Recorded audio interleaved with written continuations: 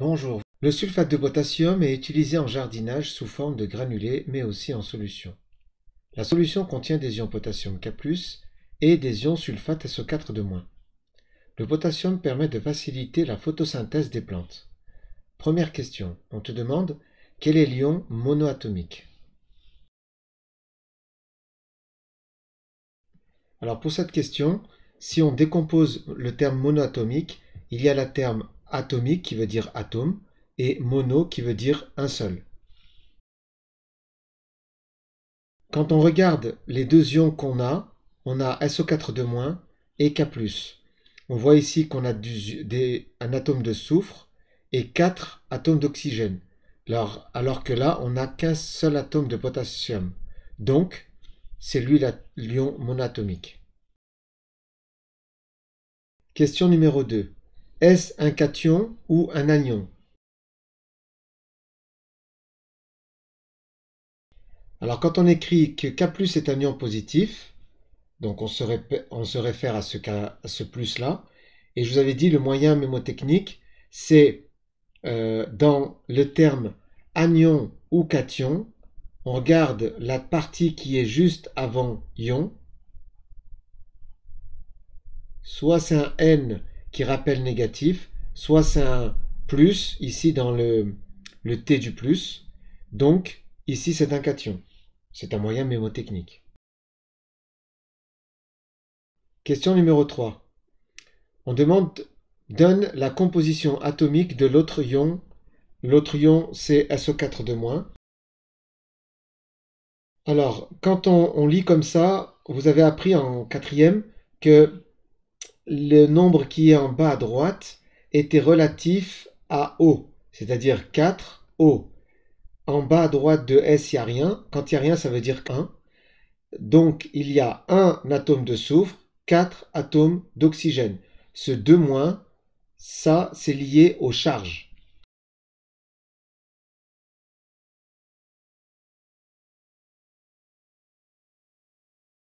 Question numéro 4.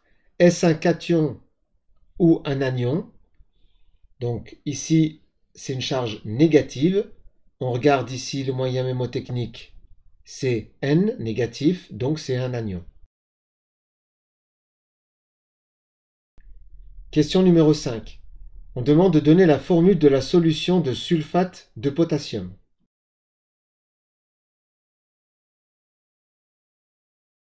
Alors dans cette solution, on va retrouver des ions K+,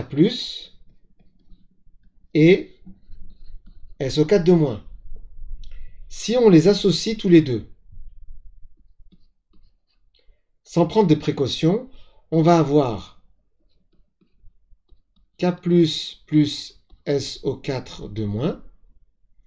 Alors, je décortique un petit peu maintenant les charges. Ici, ça veut dire qu'il y a 2 électrons. Il y a ici 2 électrons en plus. Le plus, on avait dit qu'il y avait un électron en moins. Je vous rappelle que pour connaître, pour savoir s'il s'agit d'une perte ou d'un gain d'électrons, on se souvient qu'un atome est électriquement neutre. Je fais un dessin par exemple. Si on a par exemple 3 protons dans le noyau, alors on a nécessairement 1, 2, 3 électrons, sachant que les électrons sont chargés négativement. 1, 2, 3 électrons, 3 moins, 3 plus. Si on fait 3 moins plus 3 plus, ça c'est un atome avec aucune charge, puisqu'on a 3 plus qui viennent compenser les 3 moins. Les 3 moins, ce sont les charges négatives qui sont là. Les 3 plus qui sont dans le noyau. Donc, on avait dit, si il apparaît un plus ici, ça veut dire qu'il y a un déséquilibre entre le nombre de protons qu'il y a dans le noyau et les électrons qu'il y a autour. Si il y a un plus, ça veut dire qu'il y a une charge plus qui est en trop par rapport au moins, ça veut dire qu'on a perdu un électron. Donc il y a un électron en moins. De l'autre côté, si on a 2 moins, ça veut dire que quand on comptabilise tous les électrons qu'il y a autour et tous les protons qu'il y a à l'intérieur, il y a 2 électrons qui se retrouvent en plus. Donc ça veut dire qu'on a bien 2 électrons en plus. Maintenant, si on fait ça, lui, il a 2 électrons en plus, lui, il en a un en moins. Si on associe les deux, ça veut dire que lui va donner un ici, donc lui va se retrouver avec K.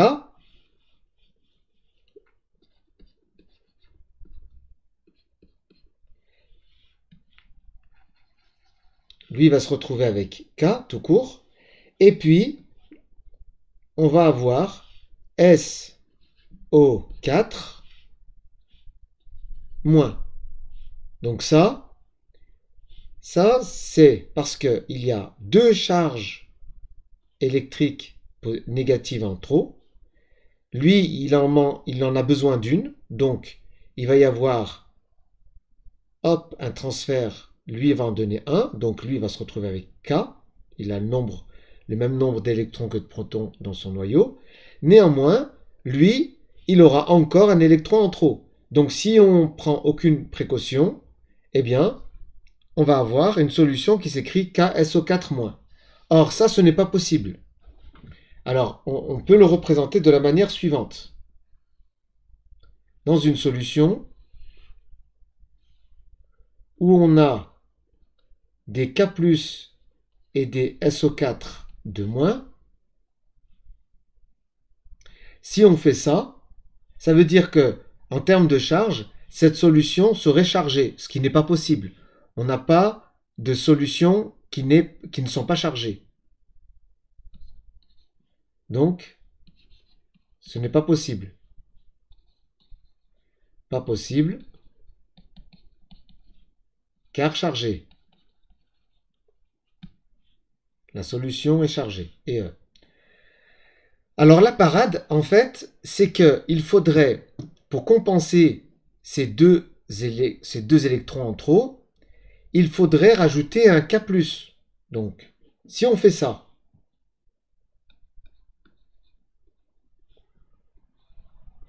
je redessine.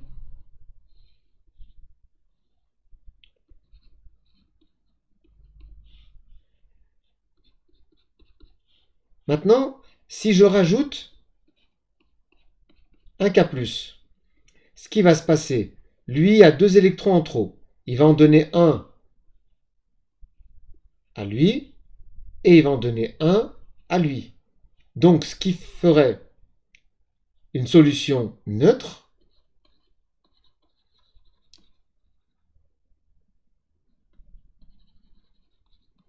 ce qui va très bien. Et en termes d'écriture, comment ça s'écrit? On écrit K, comme il y a 2 K+, on va écrire comme ce qu'on a appris en quatrième, le nombre d'atomes de K en bas à droite. SO4, K2, SO4. Et donc ça, c'est la solution, la réponse à la question 5. Alors on peut se demander, dans une solution, il n'y a pas que 1 SO4 de moins et 2 K+.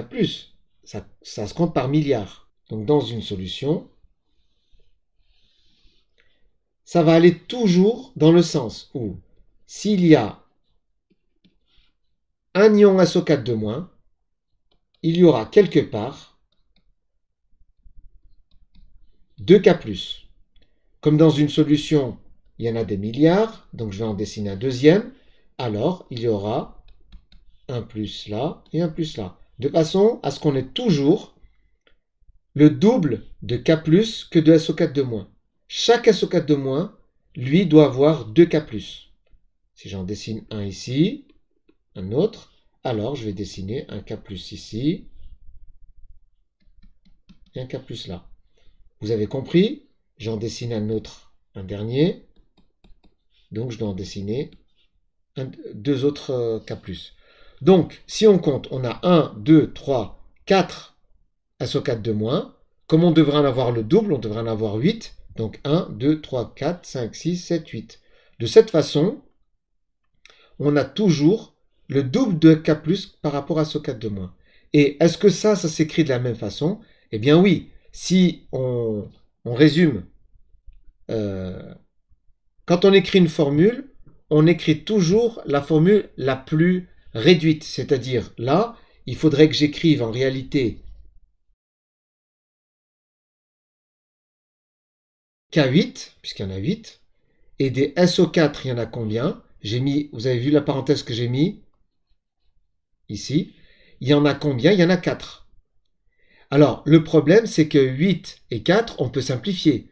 Le 4, 8, on peut le diviser par 4, et 4, on peut le diviser par 4. Qu'est-ce que ça fait?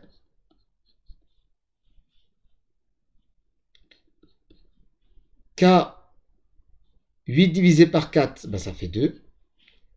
SO4, 4 divisé par 4, ça fait 1. Donc ça s'écrit. Les parenthèses qui sont ici, dans ce cas, sont inutiles parce que ici on a 1.